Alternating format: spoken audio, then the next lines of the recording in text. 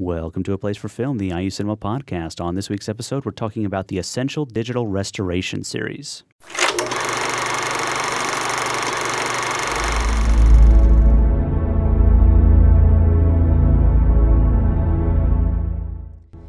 All right. Hello, everyone. Welcome to the show. My name is Andy Hunsucker. And I'm Sarah Doyle. And Jason is out this week, so Sarah is filling in.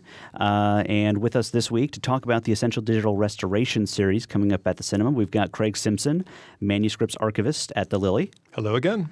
So thanks, Craig, for coming in to talk to us about this. Let's talk about what's coming up at the local theaters and at the cinema. This is for the weekend of the 5th.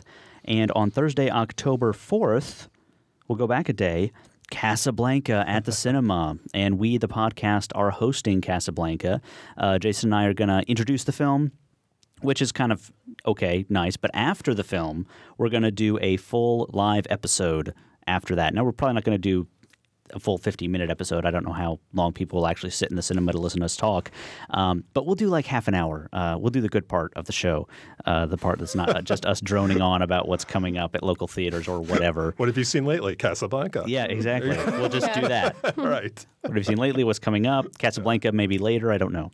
All right. So let's talk about the Essential Digital Restoration series. And the idea behind this series is that, there's a lot of films that were shot on film, and when it comes time, we're now in the digital age, so when it comes time to put these out on Blu-ray or DVD or whatever, the studio goes back, restores it, hopefully, and transfers it to digital, which, allows them to do a lot of different things with it. So these are all films that have been recently restored. And they've all had recent Blu-ray releases and stuff like that. We've had a lot of these types of films at the cinema before. Clockwork Orange was one of these where we had like a newer 2K print last year that looked really nice. Taxi Driver was the same way. Mm-hmm. And the studios love this because, it gets people excited about these movies again and lets people know, hey, you might not have remembered that this movie was around, but we're putting it back out on Blu-ray, we're restoring it, we're doing a nice thing. And now the other thing they can do digitally is play it in the cinema without striking expensive film prints. So now I know, Craig, you wanted to sort of talk about the idea behind, is this a good thing? Is this a bad thing? Mm-hmm. On one hand, I think it's definitely a good thing because would we even have these films if there wasn't this digital medium to explore? Mm-hmm. On the other hand, you are losing something in the process, most likely, but are you gaining something as well? I don't know. Yeah. Well, I guess I mentioned this because I read a lot of cinephiles online and see their tweets and so forth, and they always present this argument like, they're very much in favor of film, 35 millimeter and so on and so forth. And they're very derisive about digital. And the film purist in me wants to agree with them, but the film buff who has attended the digital screenings at the cinema, frankly, has been really blown away by what I've seen there. Mm-hmm. Taxi Driver was absolutely fantastic. A lot of the other, examples that you've mentioned have been great as well. And in fact, when Peter Bogdanovich was here, I think is a great example. That was the Last Picture Show, which I think was a 2K digital restoration. And afterward at the Q&A, Bogdanovich told John Vickers, boy, that was a fabulous print. It was great. And that looked better than when it came out. And John said, well, that was a 2K DCP, so on and so forth. And Peter blinked and said, I didn't get any of that. And, but he was he was taken by it. And David Anspaugh, the director of Hoosiers, they showed a digital version of his film. And I remember he just happened to be he was walking out to go to dinner and he turned around and saw the image and he was kind of frozen and he wound up sitting kind of not right next to me, but in the same aisle. And afterward he was talking to me. He just couldn't believe how good it looked too. So I have to say, I think it all kind of comes down to I mean, it's not so much film versus digital as it is it being projected correctly or is it not being projected correctly? And I think digital being projected properly can look just as amazing, at least from what I've seen, as regular film prints. Yeah. And, the other thing about digital is it doesn't degrade the way film does. Yeah. Film is an analog format. Every time you run it, you're making it worse, essentially. It might not, over time, it's just going to get worse and worse. And properly stored, it can last for 100 years or so. But eventually it will just disintegrate, essentially. And I read an article recently, sort of the opposite side of, digital can degrade too. And they had some valid points about how, we're, in the past 100 years of film, we've had, 10 different formats with things like CinemaScope and, different film stock and all that stuff. But with digital, just in the last 15 years, there have been 20 different formats that you could have stored your film on. And so it can definitely, and they were talking about how, if you're, even though it is a digital medium, the actual media it's stored on, the hard drive itself, can fail. And that can get corrupted. And so you're not totally safe. It's not some magic wand that you can just wave and say, oh, it's digital now. It'll never be a problem. Throw it in a drawer and forget about it. In 100 years, we'll pull it out and it'll be fine. It's not like that. You still have to do the maintenance on the thing. But I still think the maintenance going forward in a digital world is going to be much simpler for a digital copy than it is for a film copy. And there's going to be a lot more people who know how to handle a digital copy versus people who know how to handle a film copy. So I definitely see both sides of it. I can understand the nostalgia of it, but I think, I don't know. I mean, Christopher Nolan has come out and said, I'll never shoot digital. I'm always going to shoot film. And it's like, okay, well, you can shoot film, but that's his right if he wants to. And, But I still think it's a little silly. Yeah. Another issue, too, I've heard has to do with the screens themselves because Casablanca, they showed a 2K premiere over the summer at some old-fashioned theaters, and I forget where. It was in L.A. or somewhere.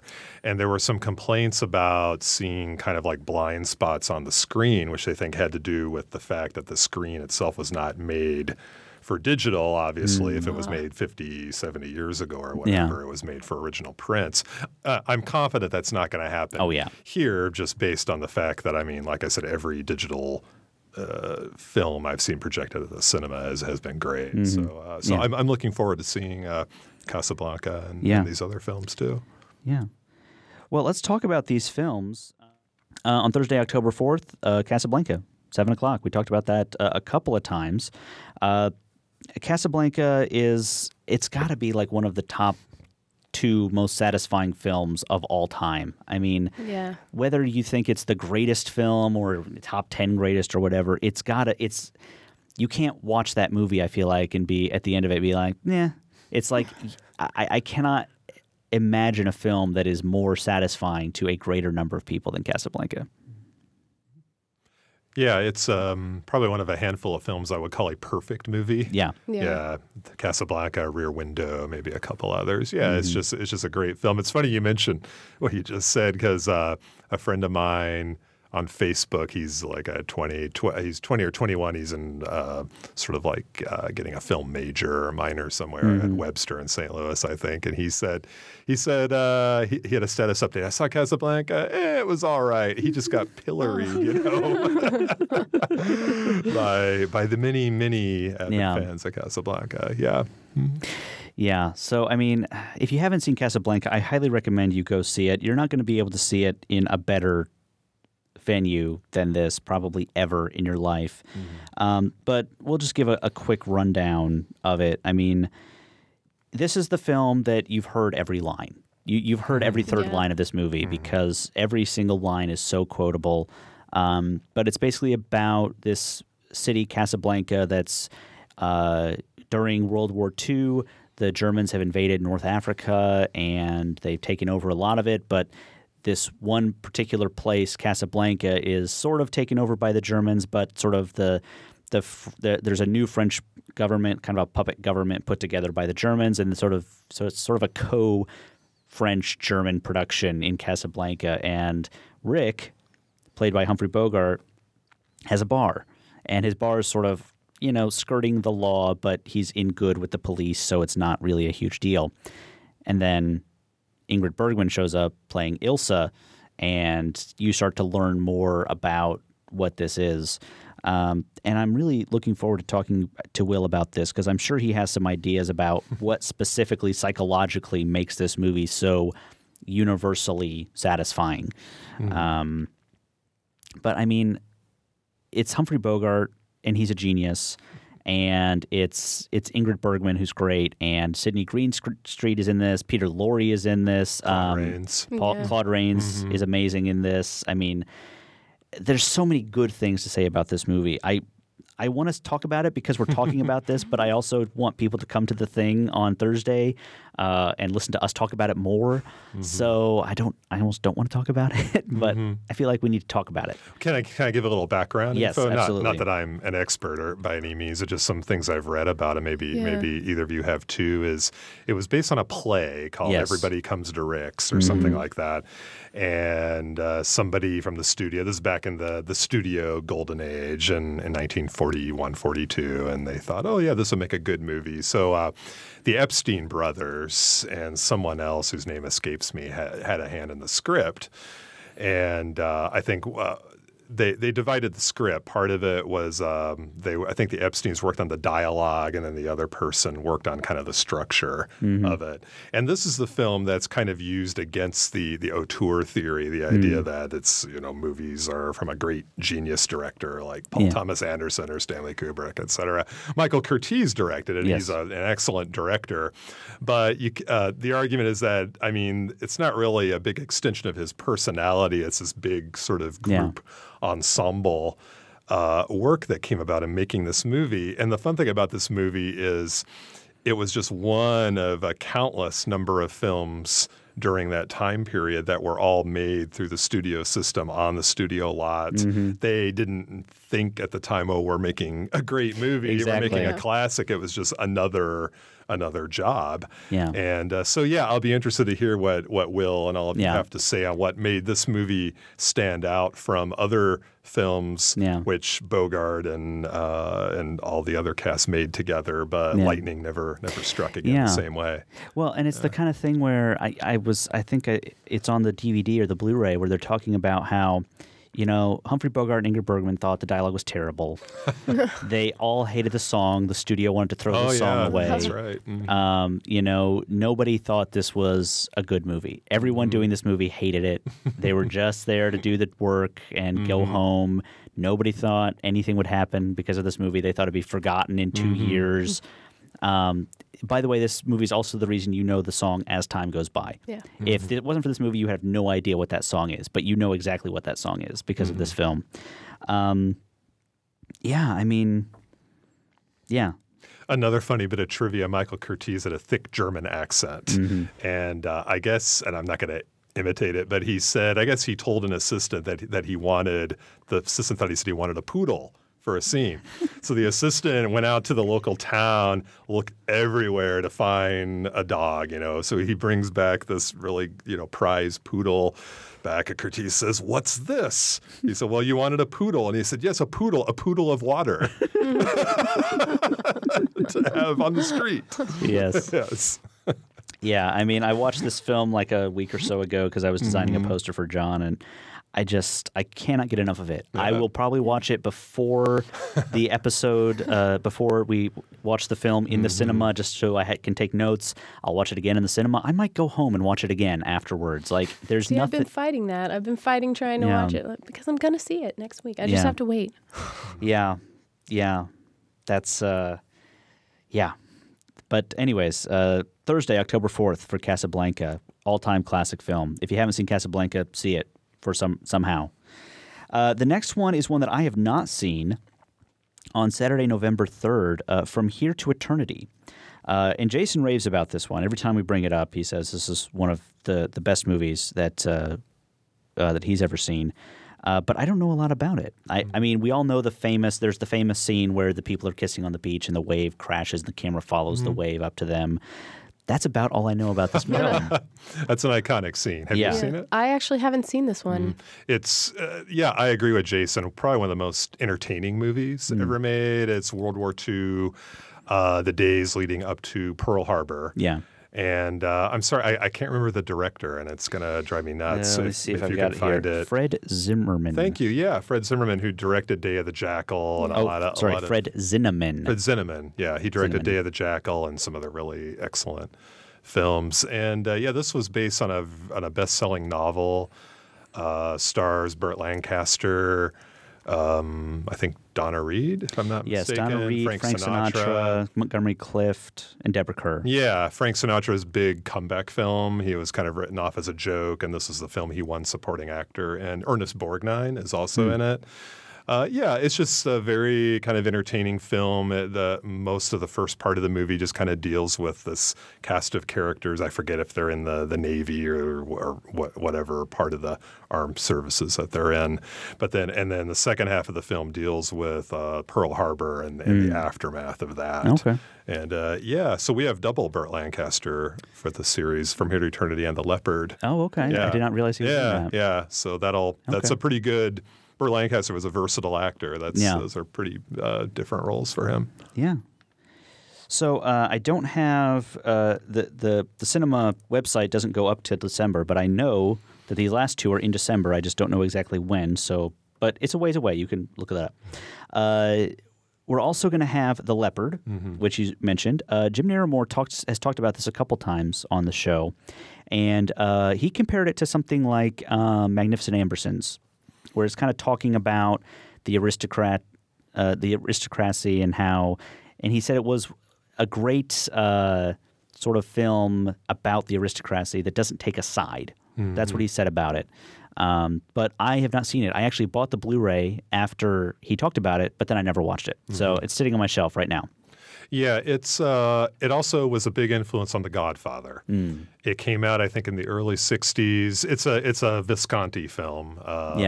And it stars Burt Lancaster again, who plays. It's during the late 19th century, right before Italian reunification, and so it's kind of the last days of the aristocracy, as Jim, I think, alluded to, where.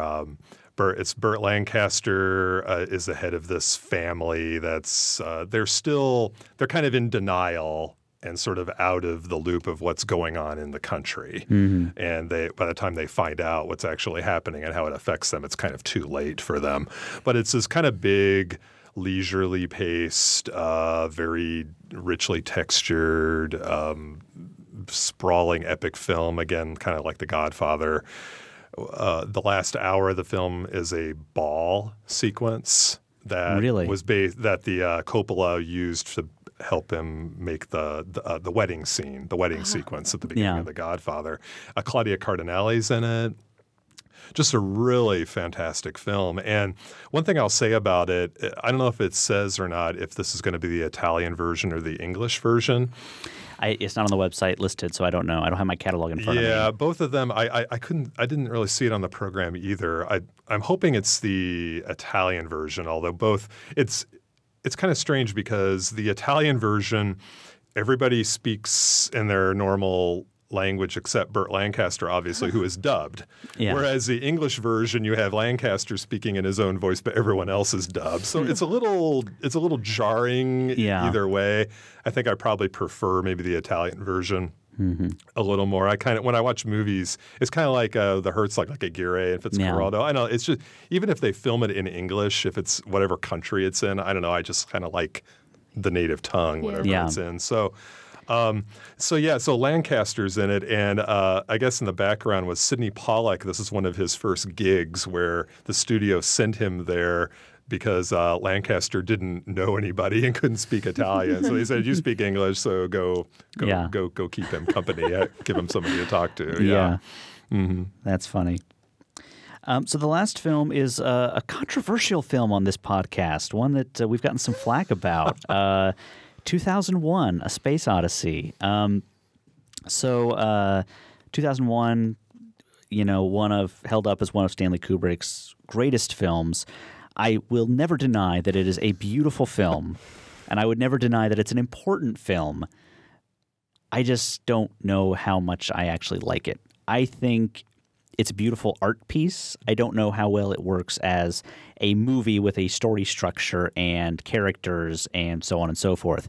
But it is an amazing film. It's a beautiful film. You know, Kubrick was doing sci-fi in 1968. You know, I always thought that this was like in 1980, like a response to Star Wars or something. Like Kubrick's like, oh no, let's make sci-fi serious. No.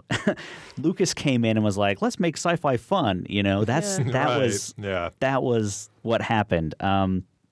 You know, it's sort of a meandering film a little bit, but the actual story occurs in like the second third of the film. So like there's this opening part where we're learning about this great monolith and sort of seeing it, and there's this extraordinarily long chunk of the film where somebody's going to see the monolith but is not seeing the monolith, and then we actually see them in this spaceship going to another planet, and then, you know, it's sort of about this artificial intelligence that they have to fight against, and then it sort of turns into this sort of strange, again, like an art piece, very symbolic, very so on and so forth. And I don't know, Craig, maybe you've heard. I've seen a lot of theories about what the ending means. I've also seen a lot of things from like Arthur C. Clarke, who helped write the screenplay, to say no one's figured it out, or it doesn't have a meaning, or something like that. Do you know if anyone has come out and said this is what it means and somebody has agreed?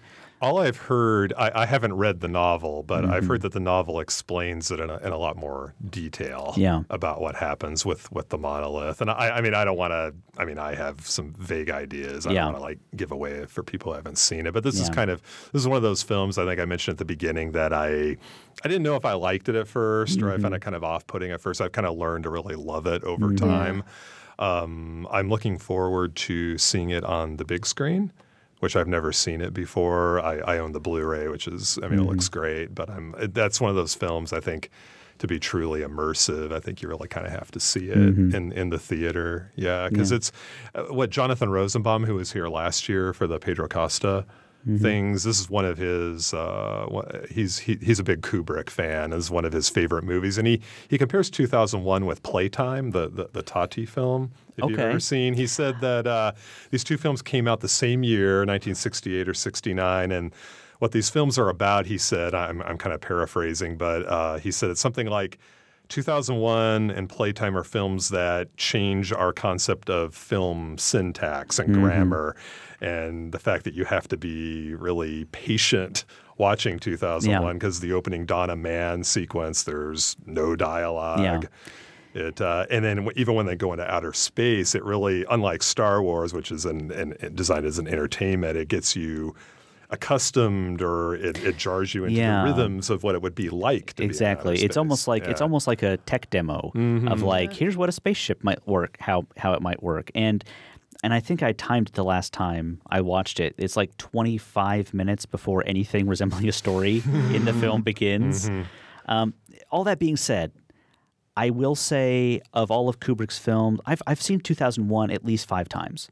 I can't stop watching it, even though I sit there and I'm like, I don't know if I like this or not. I want to criticize this. I've seen it at least 5 times. I will watch it again when it comes to the cinema. And I other than maybe The Killing, I don't think I've seen any other Kubrick films more than 2001. And I can't stop watching it.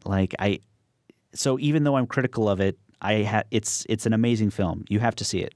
You have to see it. And there's no better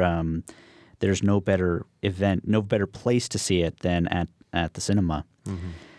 So anything else about 2001? We could talk about it for hours, but I know we've talked about it on this show a lot. Again, a film that I claim to not care about that much. We've talked about it more than probably any other single film on the entire podcast. It's one of those that, like, I'll watch it, but I'm really watching. It's like eye candy the entire time. Like, every frame is just gorgeous, and you're taking that in, but you've got to be patient if you want a story there. You're in for the long haul on that one. All right, so for the whole series, which ones are you most looking forward to? Give me 2 each and why. So, Craig, we'll start with you. Casablanca, just because it's Casablanca.